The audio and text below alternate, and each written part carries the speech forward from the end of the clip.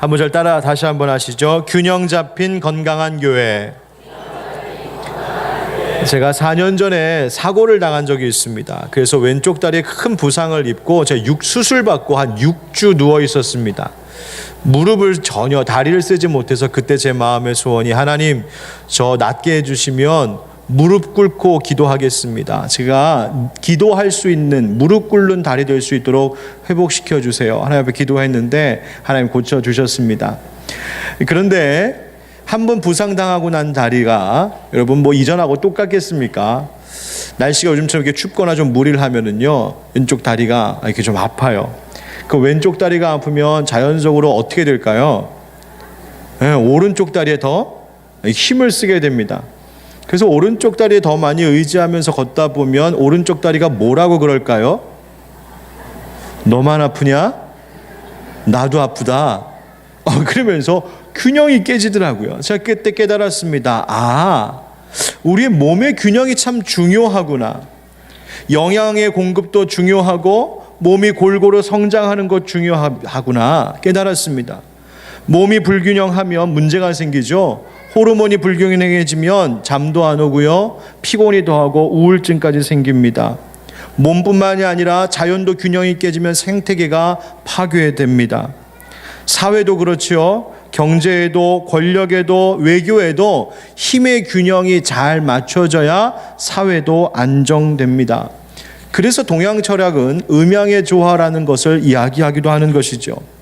그런데 이와 같은 조화와 균형은 사회와 자연 그리고 우리의 몸의 건강에서뿐만 아니라 우리의 신앙생활에도 매우 중요합니다. 하나님은 우리에게 지정의를 주셨습니다. 지정의를 주신 것은 그 것 하나하나를 통하여 하나님께 더욱더 가까이 나아가고 하나님과 교제하라고 주신 것입니다.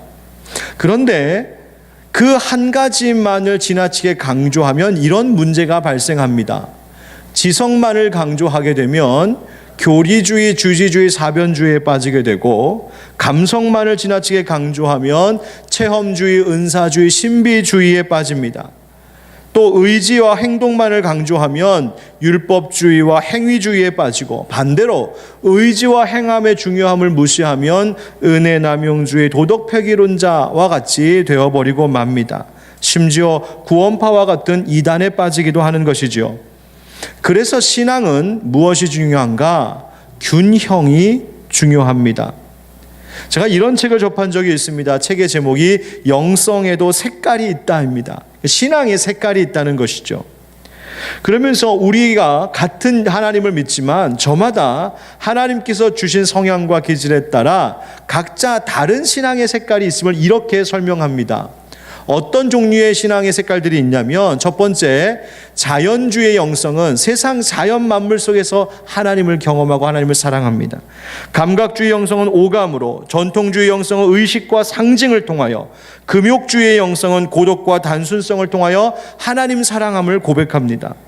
행동주의 영성을 가진 자들은 사회에 참여하고 세상의 악한 것과 대결함으로 하나님 사랑함을 말하고, 박애주의자들은 이웃사랑으로, 열정주의자들은 신비와 축제로, 묵상주의는 하나님을 사모하는 그 마음의 사모함으로, 지성주의는 생각과 사고로 하나님 사랑함을 그렇게 느끼고 또 그 사랑을 표현합니다. 마치 빛이 빨주노초 파남보 7가지의 그 색깔이 아름답게 조화를 이루어 무지개를 보여주듯이 우리의 신앙의 색깔도 그렇게 다양함 속에 아름다움이 있다는 것입니다. 그런데 이 9가지의 서로 다른 신앙 색깔들의 공통점이 있다면 그것이 무엇이냐면 하나님을 사랑한다는 것이죠. 하나님을 사랑한다는 것 그 하나로 모든 것이 묶여지고 그것을 보면 어느 것 하나도 소홀히 할 수 없고 어느 것 하나도 버릴 것이 없다는 것입니다. 문제는 교회가 서로 다름을 인정하지 않고 그 다른 것을 마치 틀린 것처럼 여길 때 문제가 생깁니다. 개와 고양이 이야기 잘 아시죠? 개는 고양이를 만나면 반갑다고 꼬리치며 달려오지만 고양이는 꼬리가 바짝 선 걸 보고 네가 나랑 싸우려고 지금 오는구나 하고 고양이도 꼬리 세고 야옹하고 달려듭니다. 야옹하고 달려드니까 개도 멍하고 짖는 거죠. 그래서 개와 고양이가 늘 싸우며 삽니다. 여러분, 서로 다를 뿐이지 틀린 것은 없습니다. 한번 따라하시죠. 다른 것은 틀린 것이 아닙니다. 2012년도에 국민일보 기조가 이런 책을 썼습니다. 책의 제목이요, 더 있다입니다. 더 있다. 이 책에는 수많은 교회의 각계의 지도자들이 교회의 리더급 되는 분들을 인터뷰하고 소개하고 있는데 그 가운데 대표적으로 10명을 소개합니다. 그런데 이 책을 혹시 보셨거나 또 관심 있는 분들은 아시겠지만 이 10명의 교회 지도자들이 저마다 서로 다른 영성의 색깔을 가지고 있는 분들입니다. 영성가가 있는가 하면 행동파가 있고요. 사회적 참여를 강조하는 이가 있다면 그 마음에 성령을 받아야 한다. 성령파, 은사운동하는 분도 있습니다. 기독교의 지성을 말하는 분이 있는가 하면 마음의 치료를 더 중요히 여기는 분들도 있습니다. 이처럼 신학의 배경이 다르고 신앙의 색깔이 달라서 어찌 보면 이들이 대화가 통할까? 어찌 보면 이들이 정말 하나 될 수 있을까라고 할 만큼 전혀 다른 색깔의 소유자들이, 그런데 이 기자가 인터뷰를 하다 보니 딱 하나로 일치하더라는 겁니다. 그 하나의 공통점이 뭐냐면 모든 분들이 내 평생을 주님께 바칩니다. 저마다 신앙의 색깔이 다르고 배운 신학의 배경이 다르고 그래서 표현하는 방식들은 다 다르지만 또 관심을 갖고 활동하는 분야가 서로 다르지만 이 모든 분들이 한 가지, 내가 하나님 사랑합니다, 내가 하나님께 내 목숨을 걸겠습니다라고 하는 이것만큼은 똑같이 일치하는 공통의 분모를 보여주었다는 것입니다. 그래서 주님을 사랑하는 그 마음 하나로 서로가 다름을 인정하고 서로를 존중하며 수용할 때 비로소 교회는 하나가 되며 아름다워진다고 말합니다. 그래서 말하는 것이 더 있다는 거예요. 내가 알지 못하지만 내가 모르는 무엇인가가 더 있습니다. 내가 보지도 못했고 내가 경험하지도 못했지만 그러나 그래서 없거나 무시해도 되는 것이 아니라 내가 알고 내가 경험한 것보다 더 많은 것이 있음을 내가 인정합니다. 바로 그것을 갖는 신앙이 하나님이 기뻐하시는 건강한 신앙입니다. 여러분, 제가 여기 서서 이 강단에서 제가 말한 것만 옳습니다, 제가 알고 있는 하나님의 뜻만이 옳습니다라고 주장한다면 그와 같은 오만과 범죄가 어디에 있겠습니까? 아닙니다. 제가 모르는 것 너무 많고 할 줄 모르는 것이 너무나 많습니다. 그래서 겸손해야 합니다. 그래서 제가 이 앞에다 늘 써놓고 목회합니다. 하나님을 기쁘시게 여호와께 성결함으로 성도들을 행복하게 오직 겸손한 마음으로 겸손해야 되겠다 생각했습니다. 궁금하신 분들은 앞에 올라와서 좀 이따 한번 보십시오. 제가 저만 옳다고 주장할 것이 아무것도 없음을 갈수록 깨닫습니다. 그 더 있다, 무엇인가가 더 있다, 내가 알지 못하는 그 무엇인가가 더 있다, 이것을 이야기하는 책 끝에 예수원의 대천덕 신부님의 그 사모님이셨던 분이 세상을 떠나며 남긴 말을 이렇게 전하고 있습니다. 우리 한번 같이 읽어볼까요? 시작. 우리 모두는 하나님의 길 안에 있습니다. 우리 모두라는 말이 중요합니다. 나만 하나님의 길에 있거나 나만 하나님의 뜻을 알고 있는 것이 아니라 우리 모두가 하나님의 뜻 안에, 우리 모두가 하나님의 그 길을 함께 걷고 있다는 것입니다. 바로 이것이 관용입니다. 그리고 이것을 바로 균형의 영성이라고 말하는 것입니다. 한번 따라하시죠. 균형의 영성. 하나님께서 이스라엘의 지도자로 모세를 세운 후에 주신 그 율법의 말씀에 이어 하나님이 이와 같은 말씀을 주셨습니다. 그런즉 너희 하나님 여호와께서 너희에게 명령하신 대로 너희는 삼가 행하여 좌로나 우로나 치우치지 말고. 좌로나 우로나 치우치지 말라고 하는 것은 그 중간을 잘 가려서 중도를 지키라는 말씀으로도 볼 수 있지만 한편으로는 좌와 우 모든 것을 함께 받아내고 수용할 수 있고 어우러지게 할 수 있는 넉넉함이 필요함을 이야기하기도 합니다. 그렇게 우리가 한쪽으로 치우친 신앙, 선입견과 편견 때문에 한쪽만을 바라보고 그것만이 옳다고 고집 피우는 신앙이 아니라 좌와 우를 함께 두루 살피며 모두가 함께 할 수 있습니다라고 넉넉한 마음, 그렇게 균형 있는 신앙생활하면 하나님께서 약속하시기를 그리하면 너희가 살 것이요 복이 너희에게 있을 것이며 너희가 차지한 땅에서 너희의 날이 길리라 약속하셨습니다. 이 말씀을 이스라엘의 두 번째 지도자로 세운 여호수아에게도 동일하게 말씀하셨지요. 바로 이 말씀입니다. 함께 읽겠습니다. 시작. 오직 강하고 극히 담대하여 나의 종 모세가 네게 명령한 그 율법을 다 지켜 행하고 우로나 좌우로나 치우치지 말라. 그리하면 어디로 가든지 형통하리니. 아멘. 여러분, 건강한 교회라고 하는 것은 힘이 강하고 할 수 있는 일이 많은 큰 교회를 이야기하는 것이 아니라 하나님께서 우리 하늘빛 광성교회에게 원하시는 그 건강함이란 바로 좌로나 우로 치우치지 않는 균형의 영성을 갖는 교회, 바로 하나님께서 그런 교회를 원하고 계시는 줄 믿습니다. 그것이 건강한 교회입니다. 그럼 우리는 어떤 면에 그 균형을 늘 유지해야 할까? 5가지로 정리해서 간략하게 나눠보겠습니다. 한번 첫 번째 따라 하시죠. 믿음과 행함의 균형. 야고보서 2장 22절에 주님 말씀하셨습니다. 믿음이 그의 행함과 함께 일하고 행함으로 믿음이 온전하게 되었느니라. 믿음 생활하는데 행함이 없으면 유익이 없다는 것입니다. 반대로 믿음이 없는 행위만 있는 것은 구원이 없다고 말씀하십니다. 이 둘 다가 온전하지 못한 것이라고, 어느 한쪽만 있을 경우에 그것은 온전한 구원을 이루지 못한다고 말씀하고 있습니다. 믿음과 행함이 고루 갖추어질 때, 내가 내적으로 하나님을 믿고 확신하고 나의 구원을 하나님께서 허락하셨음을 입술로 고백하고 그 마음의 확신을 갖는 이 내적인 믿음의 고백이 중요하거니와, 뿐만 아니라 그 믿음대로 살아가는 삶이 중요한 줄 믿습니다. 바로 믿음과 행함의 균형이 필요합니다. 두 번째로 따라하시죠. 전통과 현대의 균형. 우리는 새로운 것들을 참 좋아합니다. 물론 두려워하기도 하지만 새로운 것들을 많이 시도하는 것을 앞서간다 생각합니다.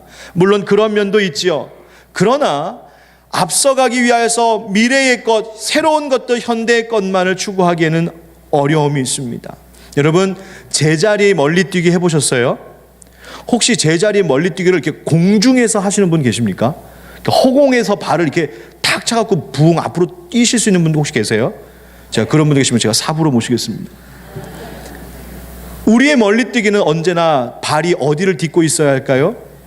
땅을 딛고 있어야 합니다.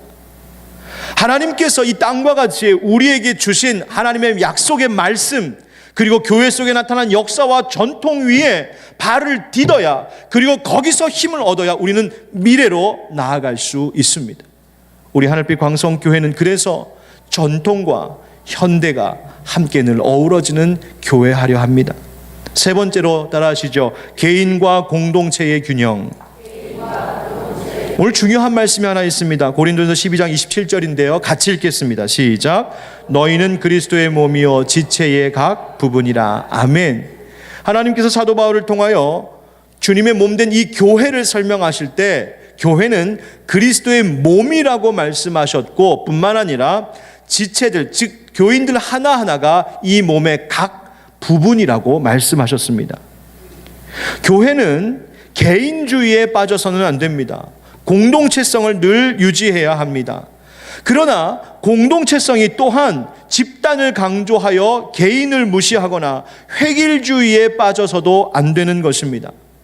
성령님께서는 각자 개개인의 삶에 관심을 가지실 뿐만 아니라 성령님은 그 개인이 모여있는 공동체가 함께 구원받기를 원하셔서 일하시는 분이 우리 성령님이십니다. 교회도 그러해야 합니다. 한 영혼 한 영혼을 살피는 그런 관심과 한 영혼을 돌보는 일을 귀히 여겨야 합니다. 동시에 그 모두가 함께 모여있는 이 공동체를 위하여 나를 희생할 줄 아는 정신이 필요합니다. 그렇게 개인과 공동체가 함께 균형을 이룰 때 이 교회는 주님의 몸된 그리스도의 그 교회를 이루어 가실 줄 믿습니다. 네 번째로 따라하시죠. 옛세대와 신세대의 균형. 그렇습니다. 요한계시록 19장 5절 말씀에 작은 자나 큰 자나 다 우리 하나님께 찬송하라 하더라 말씀하십니다. 요한계시록의 말씀 가운데 보면 이 최종적인 모습으로 어린 양의 혼인잔치를 보여줍니다. 거기에는 모든 세대가 함께 하나님을 찬송하게 되어 있습니다.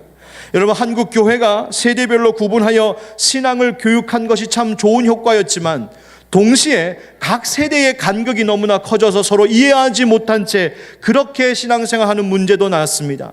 교회는 예배, 교육, 친교 모든 사역의 영역에 어린아이로부터 노인들에 이르기까지 모든 세대를 아우를 수 있어야 합니다. 그래서 부모님과 함께 예배드리고 어른들로부터 성숙한 신앙생활을 배워야 하는 것이죠. 우리 하늘빛 광성교회 운영위원회에는 청년부 회장이 반드시 참석하게 되어 있습니다. 중고등부 대표도 초청합니다. 바라기는 초등부 대표도 좀 왔으면 좋겠습니다. 그렇게 함께 모두가 함께하고 모두가 어우러질 수 있는 그런 교회, 바로 그런 교회 하늘빛 광성교회 되기를 주의 이름으로 축원드립니다. 다섯 번째, 따라하시죠. 개인 구원과 사회 구원의 균형. 우리 한국교회는 영혼 구원하는 소위 구령운동에 무척이나 애를 썼습니다. 영혼 구원해야 된다. 그것은 너무나 중요한 일이었고 우리 한국교회를 지금까지 오게 한 힘이었습니다. 그런데 영혼 구원, 구령운동을 강조하다 보니 개인의 신앙이 개인화, 사사화, 사유화되어 버렸습니다. 즉, 나 복받자고 신앙생활하는 것입니다. 나 잘되자고 신앙생활하려고 합니다. 그러나 하나님께서 우리를 구원하신 이유는 거기에 있지 않습니다.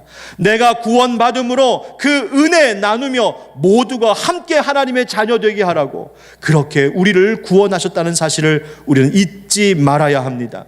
그래서 나의 구원, 개인의 구원만이 아니라 이 지역, 이 사회의 구원에 함께 힘을 써야 하는 것이죠. 그래서 함께 복지관과 협력하려고 하고 어려운 학생들을 찾아가고 이 지역에, 이 동네에 일하시는 분들의 메시지를 우리는 들었던 것입니다.